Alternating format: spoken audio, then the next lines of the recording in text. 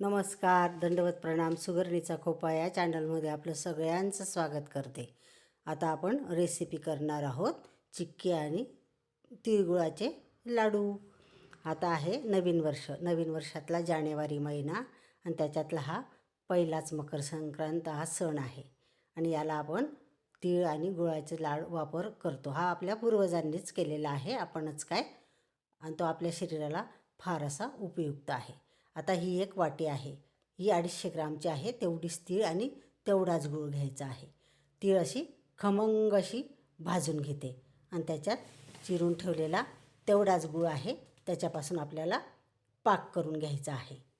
तर मग आता कढई आहे गरम, त्याच्यातच गूळ टाकून घेऊ आणि त्याच्यात थोडं असं पाणी टाकून घेऊ. गूळ चिरलेला आहे म्हणून बारीकच आहे, त्याला काही जास्त पाणी लागणार नाही. अगदी थोडंच, म्हणजे 1 चमचा पोहे खायचा एवढंच पाणी टाकलं आहे. त्याच्यात पण आपला जो गूळ आहे तो मेल्ट झाला आहे, बारीक होता ना तो.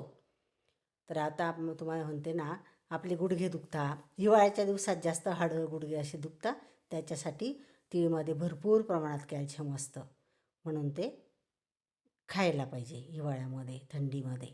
आता याच्यात साजूक तूप टाकून घेतलं 1 चमचा.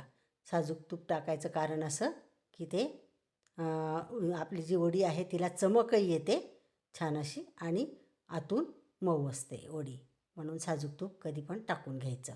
आता हे पहिल्यांदा पाक चेक केला, तो झालेला नव्हता. दुसऱ्यानं केला आता ह्या वेळेला, तो असा छान झाला. आणि ते जी गोळी आहे ना ती मी टाकून पाहिली वाटीत, तर आवाज आला 2दा पण. आता याच्यात मी चिमूटभरच एवढा खाण्याचा सोडा टाकला आहे. तर बघा कसा कलर बदलतो, छान असा थोडा पांढरा असा पिवळा कलर होतो त्याच्याने, म्हणून सोडा चिमूटभर टाकूनच घ्यायचा. आता ही भाजलेली खमंग अशी भाजलेली जी तीळ आहे ती टाकून घेते आणि मिश्रण आहे ना एकजीव करून घेते. असं छान असं गरमागरम गॅसवरच कढई राहू द्यायची. चांगला गोळा झाला की तो गोळा आपण बाहेर चिक्कीसाठी काढून घेणार आहोत. आता माझ्याकडे सनमायकाचं पाट होतं आणि त्याला माझ्याकडे पेपर नव्हता, मी घेतला पण नाही. सनमाईकच्या पाटला थोडं साजूक तूप आणि आपलं जे लाटणं आहे ना त्याला पण लावून घेतलं आणि आता हे असं लाटून घेऊ छान बारीक. आपल्याला लागेल तसं, तुम्हाला खूप बारीक लाटायचं असलं तर बारीक लाटा. ही गरम आहे म्हणून थोडी तीळ लागली आहे त्याला, पण जर का गार झालं ना, तुम्ही कितीही बारीक लाटा तरी छान असं लाटलं जातं. हे बघा मी पण लाटून घेतलं आणि मी मुद्दामच छोटं पोळपाट घेतलं नाही पोळीचं, त्याच्यावर जरा आपल्याला मोठी करायची असली ना तर जमत नाही, म्हणून हे पाट घेतलं. तुम्ही पण जरा मोठीच वस्तू घ्या आणि काही अडचणीत नाही, सनमायकाच्या पाटावर पण छान अशा वड्या निघतात. आता आपण कट करून घेऊ. गार झाल्यावर ते निबर झालं ना तर कट होत नाही, म्हणून जे गरम आहे थोडं तेव्हाच कट करून घ्यायचं असतं. आता तुम्हाला पाहिजे तसं त्या साईजमध्ये तशा वड्या पाडून घ्या. मी अशा चौकोन पाडून घेतल्या, उभ्या आडव्या. तर तुम्हाला जसं जमेल तसं आणि जसं आवडेल तसं करून घ्या. प्रमाण तर तुम्हाला मी सांगितलंच आहे. तर आता हे बघा, ही आपली तिळीची जी पट्टी आहे ती काढून घेतली मी. चिकी पट्टी ज्याला जे म्हणायचं ते म्हणता. आणि किती सुंदर असे तुकडे होत आहे बघा त्यांचे, छान असे तुकडे होते. आणि वास्तविक जरा गरम आहे बरं का ते, गार झाल्यावर तर अजूनच पटापट असे तुकडे होतात त्याचे. तर मग मी आता हे सगळ्या वड्या काढून घेतल्या आपल्या प्लेटमध्ये. छान असा कलर आला आहे, छान अशी चमक आली आहे. आणि मी जरा जाडच ठेवल्या, जास्त पातळ नाही केल्या. आता याचे तुकडे करून बघा किती छान असे तुकडे पडत आहेत त्याचे, आहे ना. हे तुकडे असे करून बघितले तर बघा छान असे, काही अडचण नाही. आपल्याला छान अशी खाता येणारे, निबर नाही झाली, कडक आणि मऊसुद्धा नाही झाली, आपल्याला पाहिजे तशी झाली. आता लाडूंसाठी तयारी करू. त्याच्यासाठी पण तेच प्रमाण आहे, 1 वाटी 250 ग्रामची तीळ आणि तेवढा चिरलेला गूळ. त्याला काही जास्त साहित्य नाही लागत, फक्त या 2 वस्तू, थोडं साजूक तूप आणि 1 चिमूट सोडा, एवढंच लागतं. तर आपल्याला याच्यासाठी सुद्धा. आणि तीळ कशी भाजायची, एक तर तो चटचट आवाज येतो, एक तर खमंग असा वास येतो तिचा, आणि जरा त्या फुलून येतात कढईमध्ये भाजताना. तर ती नंतर सारखीच होते, पण जेव्हा भाजतो ना आपण तेव्हा थोडी फुलून येते. आता या बाऊलमध्ये जी भाजलेली तीळ आहे ती काढून घेते मी. अशी छान भाजून घ्यायची ती काढून घेते आणि लगेचच पाक ठेवणार आहे. मी एकटीच असते करायला, ताई दिवसभर स्कूलला जाते म्हणून मला तिचे मुलं पण सांभाळावे लागतात आणि रेसिपी पण करते मी, मला आवड आहे म्हणून. चला, जसं जमलं तसं रेसिपी करून टाकत जाणार आहे मी. तर आता हे गुळाचे खडेच आहेत, जास्त काही बारीक नाही चिरलेला मी, मला वेळ नव्हता म्हणून. आणि त्याच्यात थोडं जास्त पाणी टाकायचं, बस सारखंच आहे, त्याच्यात असं काही अडचण नाही. थोडं जास्त पाणी टाकलं की त्याचाही व्यवस्थित असा पाक होतो. तर आता हे बघा, हे पण विरघळून गेलं आहे, छान असं याचा पण पाक झाला आहे. आणि आता हा पाक पण पाहून घेऊ आपण कसा झाला, असं योग्य असा झाला का लाडू करण्याचा योग्य. आता याचे लाडू बनवणार आहोत आपण.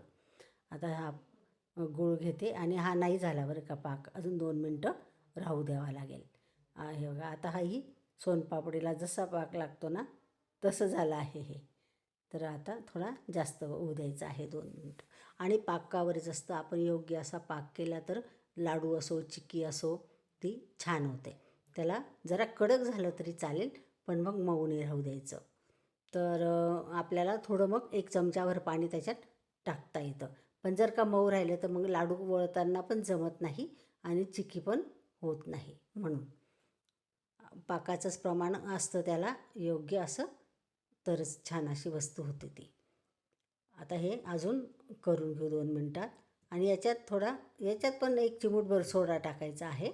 आणि पाक पक्का झाला की थोडा, तर लाडूमध्ये ते आपलं जे बाऊल आहे तिळचं त्याच्यात टाकून घेणार आहे अशा. आणि या आपल्यासाठी खूप छान असा गूळ, तिळमध्ये तर कॅल्शियम असतं विपुल प्रमाणामध्ये. गूळ पण चांगला असतो शरीराला, साखरेपेक्षा गूळ कधीही चांगला असतो. म्हणून थंडीच्या दिवसात कसं योग्य असं सण तिवार काढले आहेत आणि त्याच्यामध्ये योग्य अशीच जी आपली खायची जी वस्तू आहे ती पण कशी विचार करूनच खूप हुशार होते आपले पूर्वज. तर कसं गरमच वस्तू पाहिजे थंडीच्या दिवसात, म्हणून ही रेसिपी काढून ठेवली आहे आपल्यासाठी, हा पदार्थ काढून ठेवला आहे. तर आम्ही लहान असताना आमची आजी आई पण असेच लाडू बनवायचे, पण त्यावेळेला एवढा गूळ नव्हता राहत.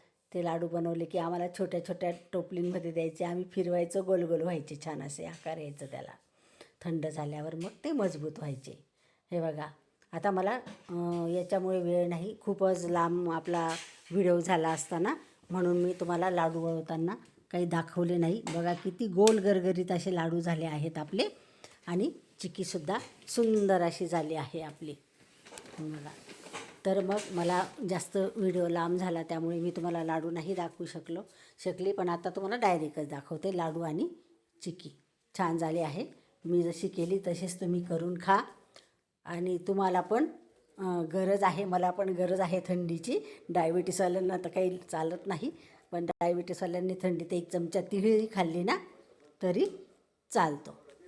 तर बघा, आणि ज्यांना चालतं त्यांनी तर करून नक्की खा. आम्हीही खातो, तुम्हीही खा. चला, तर मग आजची रेसिपी आवडली असेल तर लाईक करा, शेअर करा, सबस्क्राईब तर नक्की करा.